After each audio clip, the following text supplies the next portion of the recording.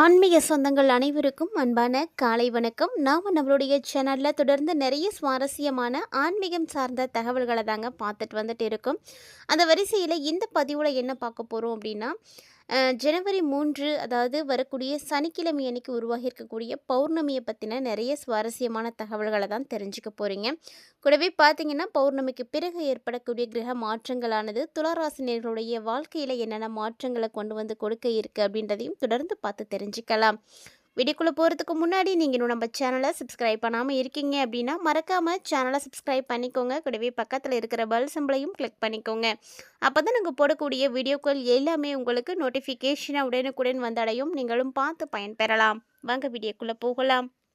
பொதுவாக மாதம் மாதம் பௌர்ணமி திதி வரும். அதாவது இது மாதம் வரும்பொழுது ஒரு குறிப்பிட்ட நாள் நட்சத்திரத்தோடு தான் வந்து சேரும்.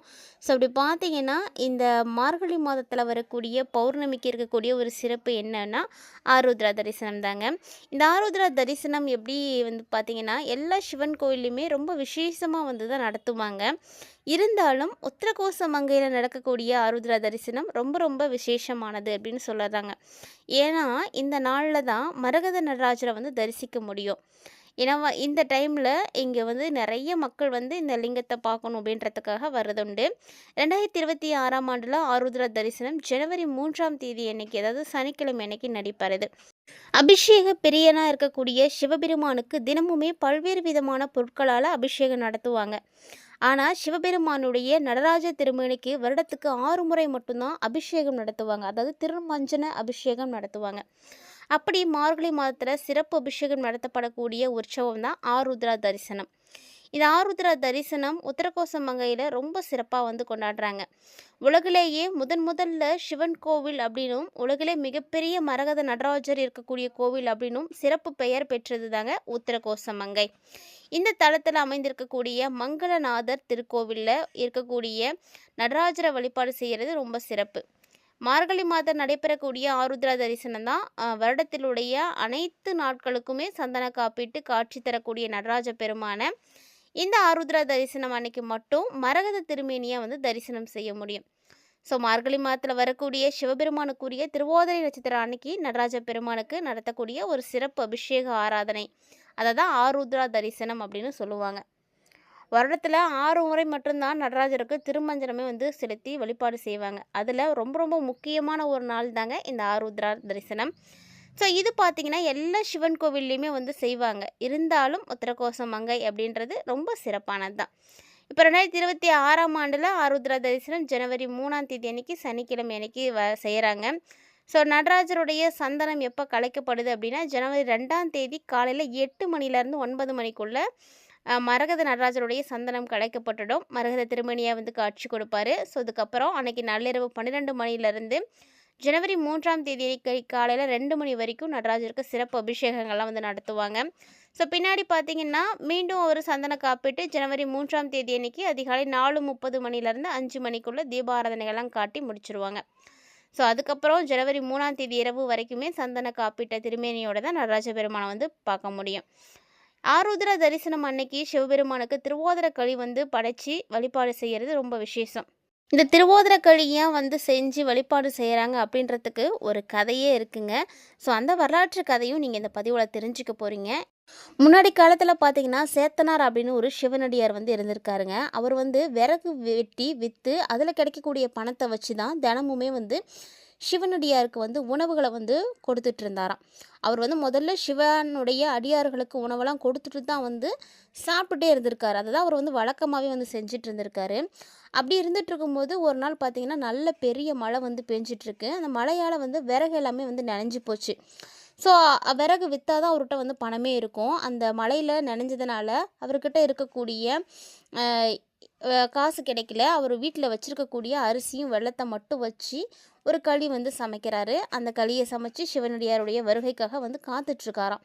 ரொம்ப நேரம் ஆகியுமே அந்த டைமுக்கு யாருமே வந்து வராமல் போயிடுறாங்க. வருத்தத்தில் இருந்த அவருடைய மன வேதனையை வந்து போக்கணும், அவருக்கு அருள் செய்யணும் அப்படின்னு எம்பெருமான் ஈசனே வந்து நினைத்திருக்காரு.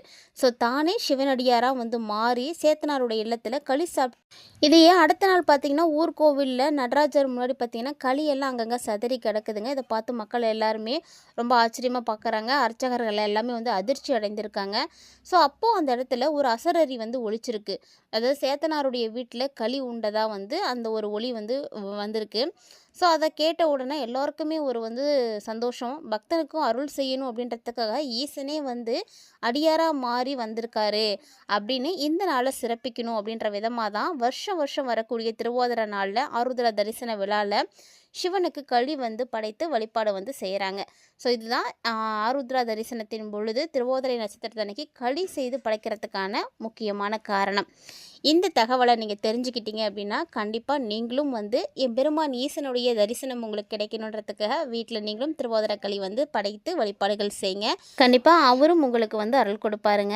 ஸோ இந்த பதிவில் ஆருத்ரா தரிசனம் எப்படி வந்து உத்தரகோச மங்கையில் சிறப்பாக கொண்டாடப்படுது அப்படிங்கிறதையும் இந்த திருவாதிரை களி உருவானதுக்கான விதம் என்ன, அதனுடைய கதை என்ன அப்படின்றதையும் நீங்கள் தெளிவாக பார்த்துருப்பீங்கன்னு நினைக்கிறேன். கண்டிப்பாக இந்த தகவல் நீங்கள் இப்போ தான் முதன்முறையாக கேள்விப்படுறீங்க அப்படின்னா மறக்காமல் நம்ம வீடியோ கீழே இருக்கக்கூடிய கமெண்ட் பாக்ஸில் வந்து கமெண்ட் பண்ணுங்கள். ஸோ இப்போ வாங்க என்ன மாதிரியான பலன்கள் இந்த பௌர்ணமிக்கு பிறகு ஏற்பட போகுது அப்படின்றத நம்ம தொடர்ந்து பார்க்கலாம். ஏன்னா பௌர்ணமி அப்படின்னாலே நிறைய விஷயத்துக்கு வந்து சிறப்பான நாள் அப்படின்றதும் நம்ம ரெகுலராக வந்து நிறைய பதிவுகளில் பௌர்ணமியை பற்றின சிறப்புகளையும் பூஜைகளையும் வழிபாட்டு முறைகளையும் பற்றி கொடுத்துட்டே தான் இருக்கோம். இருந்தாலும் இந்த பௌர்ணமி எவ்வளவு ஸ்பெஷல் அப்படின்றத தான் நம்ம இந்த பதிவில் பார்த்தோம்.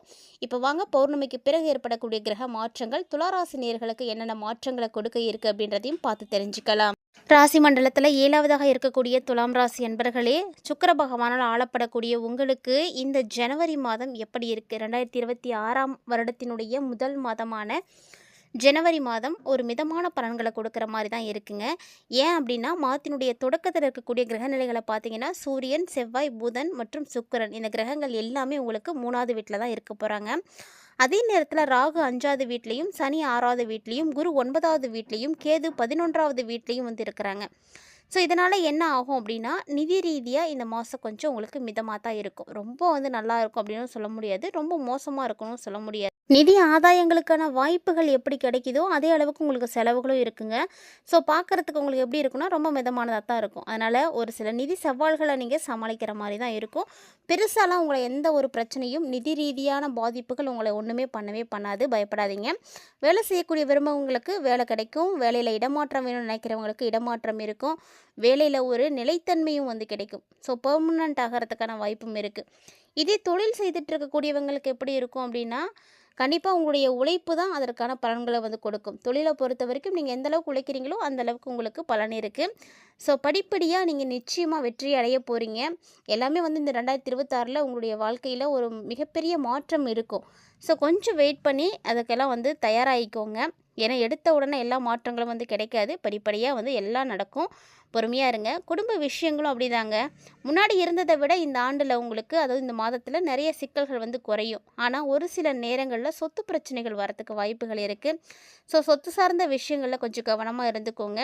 காதல் உறவுகளுக்கு இந்த மாதம் வந்து உங்களுக்கு ரொம்ப ரொம்ப சிறப்பாக இருக்கும். நிறைய சப்போர்ட் இருக்கும். காதல் வாழ்க்கை ரொம்ப நல்லா இருக்கும். அதே போல் இந்த காலகட்டங்களில் துளாராசிக்காரங்களே உங்களுடைய அன்புக்குரியவங்களோட அன்பான ஒரு சில தருணங்களை நீங்கள் செலவிடுறதுக்கு வாய்ப்புகள் கிடைக்கும். நீங்களும் ரொம்ப சந்தோஷமாக இருப்பீங்க. அவங்களுடைய நேரத்தை பகிர்ந்துக்கும் பொழுது அவங்களுக்கும் அந்த சந்தோஷம் வந்து கிடைக்கும். ஸோ இந்த வாழ்க்கையில் ஒரு சந்தோஷ நிலை இருக்குது. திருமணமானவங்களுக்கும் பார்த்திங்கன்னா இந்த மாதம் கொஞ்சம் நல்லாவே இருக்குங்க. மாதத்தினுடைய பிற்பாதி வாழ்க்கை துணையுடைய பெயரில் நீங்கள் ஏதாவது ஒரு சொத்துக்கள் வாங்குவீங்க. இல்லை அவங்களுக்காக ஏதாவது ஒன்று செய்கிறதுக்கான வாய்ப்புகள்லாம் வந்து கிடைக்கும். உடல்நலமும் பார்த்தீங்கன்னா துளாராசிக்காரங்களுக்கு பெருசாக பிரச்சனை இருக்காது. ஓரளவுக்கு வந்து சிறப்பாகவே இருப்பீங்க. ஆனால் அப்பப்போ தோல் சம்பந்தமான விஷயங்கள், காதுகளில் பிரச்சனைகள் இதெல்லாம் வந்து சந்திக்கிறதுக்கு வாய்ப்பு இருக்குது. ஸோ இந்த விஷயத்தில் கவனமாக இருந்துக்கிட்டீங்க அப்படின்னாவே போதும். அதுபோல் கல்வி பயிலக்கூடிய மாணவ மாணவிகளுக்கு இந்த புத்தாண்டு ரொம்பவே வந்து நல்லா இருக்குங்க. ஸோ இந்த நேரத்தில் பார்த்தீங்கன்னா நீங்கள் வந்து வெற்றிக்காக தொடர்ந்து வந்து போராட வேண்டியிருக்கும். பயணங்களும் அப்பப்போ உங்களுக்கு வந்து ஏற்படும். பயணத்தின் பொழுது மட்டும் கொஞ்சம் கவனமாகவே இருந்துக்கோங்க. ஏன்னா தோள்பட்டையில் காயங்கள் இல்லை மூட்டு வலிக்கு இதுக்கெல்லாம் பிரச்சனைகளுக்கு வாய்ப்புகள் இருக்குது. ஸோ இந்த சூழ்நிலையில் இந்த ஜனவரி மாதத்தினுடைய பிற்பாதியில் நிறைய விஷயங்கள் மாற்றம் இருக்கும். எல்லாமே ஆரம்பத்தில் இருந்தாலுமே கூட எல்லாமே நாள் போக போக உங்களுக்கு மாற்றங்கள் உறுதியாக கிடைக்கும். சொல்லப்போனால் என்ன பிரச்சனைகள் வந்ததோ அது வந்த மாதிரியே தானாகவே வந்த மாதிரி தானாகவே வந்து போயிடும். ஸோ அதனால் அதுக்காக நீங்கள் பெருசாக ட்ரீட்மெண்ட் எடுக்கணுமோ, செலவு பண்ணணுமோ, பயப்படணுமோ அப்படின்ற எந்த அவசியமும் கிடையாது. அதே மாதிரி இந்த டைமில் மன அழுத்தம் வந்து உங்களுக்கு குறையும். ஸோ டென்ஷன் வந்து குறையும். எல்லாமே நம்மளால் செய்ய முடியும், சமாளிக்க முடியும் அப்படின்ற அளவுக்கு தன்னம்பிக்கையை வந்து வளர்த்துப்பீங்க.